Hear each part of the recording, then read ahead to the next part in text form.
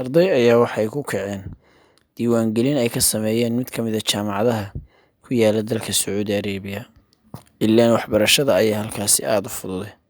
Waxa ayna degeen guri u dhow jaamacaddooda. Maalmaha ka mid ah mid ka mid ah ardaydii wareegaya tuuladana ku wareegaya waxa uu isha ku dhuftay haweeney arigeedii la joogta subaxii raacaysa si ay galabtii u soo celiso. Waa uu u naxay haweeneydan, waxaana uu weydiiyey dadkii tuulada aaway ubadkeedii iyo ehelkeedii. Waxay ugu jawaabeen inaanay cidna adduunkan ku lahayn gabadhani. Maalmaha ka mid ah ayuu u soo dhowaaday waana uu salaamay. Markii ay salaantii ka qaadayna waxa uu weydiiyey xaaladdeeda adduunyada iyo waxa ay adduunka ka rabto. Waxa aan doonayaa bay ugu jawaabtay inaan xaramka tago oo aan tago masaajidka nebiga oo ilaahayna uu igu irsaaqo cimro iyo xaj. Laakiin anigu arrintaas ma awoodo sababtoo ah ma haysto qof maxram ah oo i soo xajisiinaya. Waxa uu aaday ninkii dhalinyarada ahaa qolkii uu deganaa. Halkaasi ayuu ka fakarayay si uu ugu rumayn lahaa cajuusadda ama qoftan waayeelka ah riyadeeda. Waxaana uu isu sheegay markiiba fariin aabihii uu ka dhaxlay oo ahayd gud baahiyaha dadka kana tag hana ka sugin inay ku mahadnaqaan. Khayrku waa uu ku soo laabanayaa meel cidina kaama celin mayso. Habeenkii ayuu wuxuu isugu sheekeeyey inuu guursado haweeneyda si ay u soo xajido una soo cimraysato sidaana ay ugu guulaysato aragtiinkeedii. Marka ay soo laabatana uu furayo. Subaxii ayuu sheekh ayuu weydiiyey waxaana uu ku yidhi ka warran arrintaas aan sameeyey. Wuxuu ku yidhi sheekhii sidii lagaa rabay ayaad yeeshay. Waxa uu sheekhii ku yidhi u tago soo weydii hadday ku yeesho waad guursan kartaa. Gabadhi waa ay aqbashay ninkii guurkiina waa u dhacay. Maka iyo Madiinaba waa uu geeyey waxaana uu uga tegay cibaadadeeda ilaa nafteedii ay degtay. Markii uu shaqadii gutay ayuu u sheegay in hawshii ay soo dhammaatay haddana uu doonayo inuu furo. Waxa ay ugu jawaabtay aan dimadaada kugu jiro meeshaa doontana aad. Markii waxbarashadii dhammaatay uu damcay inuu magaaladiisii aado ayuu u sheegay inuusan soo laabanayn markan uuna doonayo inuu markan furo. Waxayna ugu jawaabtay ha samaynin iska tag adigu cidina kuma haysato. Magaaladiisii ayuu aaday haweeneydiina ma uusan soo furin mana uusan soo laaban. Maalin isagoo oo dhalinyaro la jooga oo magaaladiisii jooga muddana laga joogo oo ay weydiinayaan kuna dheeldheelayaan ayaa uu u sheegay inaanu waxba ka garanayn arrinteedii.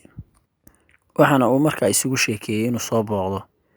Markii uu degmadii yimina waa uu weydiiyey dadkii ayaana u sheegay inay haweeneyda cajuusadda ahayd dhimatay wiilkii oo uu ka murugooday geerideeda. Dadkii tuuladuna waxay u sheegeen inay la yaaban yihiin sababta uga murugoonayo. Waxayna yidhaahdeen haddaad doonayso dhaxalkii aad ku lahayd gabadha gurigeedii aad si aad u soo hesho alaabteedii duugga ahayd wixii ka hadhay. Markii uu meeshii tegey waxa uu helay shandad yar oo maryaheedii ay ku jiraan. Isaga oo baadhbaadhaya ayuu warqad ka helay. Waa uu furay si uu u akhriyo. Waxaana uu la yaabay markuu ogaaday inay tahay warqad sabar looga dhul ah oo ay ka heshay in adeerkeed. Dhulkaasina uu ku yaalo xeebta Jidda. Waxaana uu qaatay sabar loogadii isagoo iska dhigaya inuu yahay qofka qura ee dhaxlaya haweeneydan. Dhulkii ayuuna la tegay si uu u iibiyo. Hanti aan caadi ahayn ayuu halkaasi ninkaas ka helay. Dhulkii ayuu wuxuu ku gaday $3 milyan si uu u soo laabto isaga oo faan ah kuna faanaya wixii wanaagsanaa ee uu sameeyey haweeneydii miskiinta ahayd iyo midhihii uu ka dhaxlay. Isagoo markaa ku celcelinaya aabbo wacan baad sheegi jirtay markaad lahayd danta guud khayrku wuu kuu imanayaa. ومن أحسن قولا ممن دعا إلى الله وعمل صالحا وقال إنني من المسلمين. haddaba daawade haddii aad ka heshay muuqaalkan fadlan subscribe saar si aan u soo badino muuqaalada noocan oo kale ah. mahadsanid. My name is Zachary West. I'm 28 years old. magacaygu waa Sakariya West. waxaan ahay 28 jir.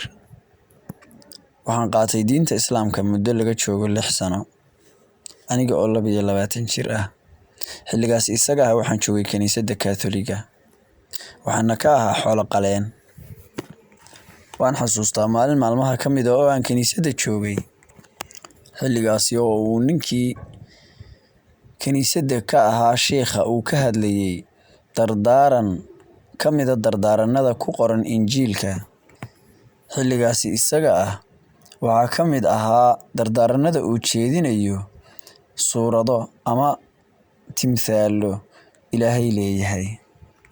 markii casharkii noo dhammaaday waxaan aaday waalidkayna waxaan ku idhi, ma waynaan aaminsanayn in Masiix uu yahay Ilaahay? waxa uu iigu jawaabay, haa. waxaan idhi, haddaba say inoogu suurtagal tahay inaynu ogaano qaabka uu Masiixu yahay? haddiiba uu Ilaahay inoo diiday waa Masiixe inaynu suurad iyo timthaal isaga ka samayno. teeda kale sawiradani saxba maaha waalidkayow. isla markaa waalidkay waxa uu igu yidhi, waa run, hadalkaaguna waa hadal nadiif ah sida dhabta ah. intaa kadib xilligii aan ahaa marxaladda u dambaysa ee waxbarashada dugsiga sare waxaan bilaabay maadad sheegaysa isbarbardhigga diimaha. barashadeeda macallimadda maadadaas dhiibaysay ama bixinaysayna waxay ahayd naag edeb leh oo ka soo jeeda kooxda Mormoonka la yidhaah. muddo yar kadib waxaan weydiiyey saaxiibkaygii maadada ila dhiganayay oo magaciisa la odhan jiray Rayaan, maxaad ka aaminsan tahay jiritaanka Ilaahay ama inaad tahay qof muslinaba? wuxuu iigu jawaabay, dhammaan asxaabtayda intooda badani ma aqoonsana jiritaanka Alle subxaana wa tacaala. qofka diinta Islaamka qaata ee xilligan iskuulka ina la dhiganayaahina wuxuu la kulmayaa ku jees iyo dhayalsi fara badan oo ay ku samaynayaan ragga la dhigta waxbarashada ee rifaaqdiisa ah. waxaana uu noqon doonaa mid u banbaxa hadal aan munaasib ahayn. maalin walbana waa la caayi doonaa. halkaas ayaan ka bilaabay shakiga iyo ka noqnoqoshada inaan Islaamka qaato iyo weliba cabsi saa'ida. intaasi haddii lagu daro waxaa gudahayga soo yargashay cadho aan u qabo qaadashada Islaamka. ilaan wax kasta oo aad Islaamka ka raadiso markaad wasaa'ilul iclaamka ka baadho waxaad helaysaa suurad khalad ah. sidaasi daraaddeeda waan u cadhaysnaa. waxaa maskaxdayda mar walba ka guuxayay su'aalo badan oo ah, ka waran haddaan diinta Islaamka qaato waxaan noqon doonaa mid argagixiso ah oo isqarxinaya ama dadka laynaya. ma aanan haysanin macluumaad sax ah Islaamka kama aanan haysanin. qalbigayga mar walba waxaa ku soo dhacdhacayay beenta in badanba laysla dhex marayay. waxaan qaatay kutub badan, safarna waa aan gudagalay. waxaa ka mid a kutubtii aan qaatay turjumadda Qur'aanka Kariimka ah. sida dhabta ah intii aan safarka ku jiray waxaan akhriyayay tarjamadii Qur'aanka Kariimka ah. waxyaabaha ku yaalay aayaddaas aan turjumadeeda akhriyayay xilligaasi waxaa ka mid ah Qur'aankani inuu ayidayo ama uu kordhinayo awoodda diimihii ka soo horreeyay uuna saxayo wixii laga khalday. waxaan aad u gudagalay muhiimadda ay sido aayadaha qaarkood. waxaana si qunyar ah u dareemay culayska ku jira fariinta Qur'aanka uu sheegayo. waxaan ka qaatay charge weyn ama danab weyn oo maskaxda ah jidhkaygana waxay geliyeen aayaduhu tamar culus, taasi oo sababtay inaan ku dhiirado inaan raadraadiyo ama aan cadhadii badnayd aanan yeelanin. Arrintaasi oo sababtay inaan markii dambe xataa anigu dafiro xaaladii aan ku jiray oo diinta toos u qaato.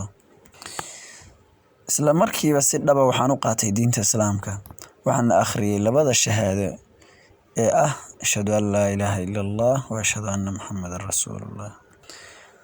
Isla markii aan muslimayba waxaan dareemay in dabool weyn oo been ah oo indhaha iga saarnaa uu iga leexday.